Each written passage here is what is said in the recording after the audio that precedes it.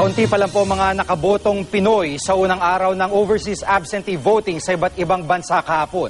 Sa Hong Kong, nagkaproblema sa marker pen na ginagamit sa balota. Nakatutok si Ian Cruz.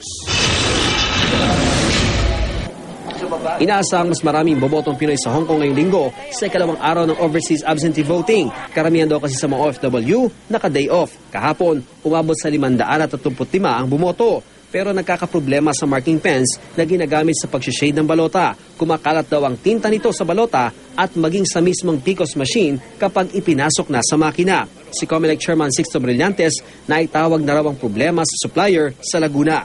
Kung kumalat yun, okay pa rin eh. Huwag lang yung pagpasok doon sa PICOS, tumatama doon sa roller dahil basa pa. Yung roller ngayon, kakalat yung tintang gano'n, hahaba. Tatangkapin pa rin, maski may overvote. Pero hindi bibilangin.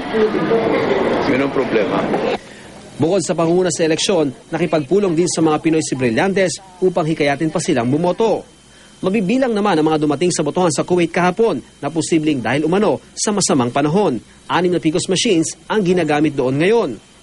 Ayon kay Charge Defer at Consul General na si Atty. Raul Dado, 30,000 Pinoy ang inaasahang boboto roon. Naging maayos naman ang unang araw ng botohan sa Qatar. Ito raw ang unang beses na walang aberya at sistematiko ang proseso ng pagboto roon. Iminumungkahi naman ni Vice Consul Melvin Almonguera sa COMELEC na bukod sa botohan sa embahada, magsagawa rin sila ng on-site voting sa mga lugar na maraming Pinoy. Para makaboto, ang marami sa mahigit 23,000 botante roon. Unang beses din gumamit ng PICOS machines sa absentee voting sa United Arab Emirates. Kakaunti pa lang ang bumoto kahapon dahil karamihan daw ay may pasok ng Sabado. Sa Vatican City, matumal din ang botohan na ginawa sa mismong Philippine Embassy to the Holy See. By mail ang botohan.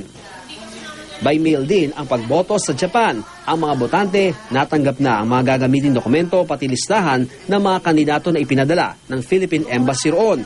Kapag napuna na, tutupiin ang balota at ilalagay sa sobre. Lalagyan ito ng thumb mark at ilalagay sa sobre bago ihulog sa post office. Bubuksan ang mga balota sa embahada roon sa May 13. Ian Cruz, Nakatutok, 24 Oras.